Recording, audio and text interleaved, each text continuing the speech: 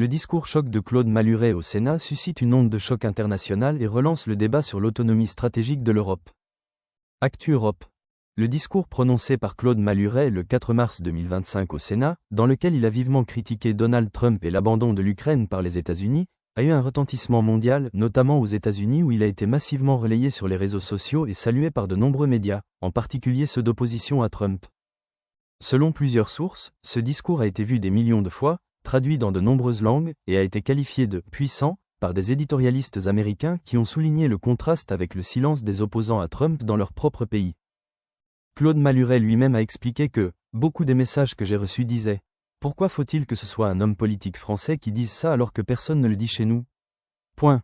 L'impact immédiat a été une prise de conscience accrue, en France comme en Europe, de la nécessité de renforcer l'autonomie stratégique du continent face au désengagement américain, ce qui a contribué à accélérer les discussions politiques sur la défense européenne et la mobilisation de ressources pour soutenir l'Ukraine.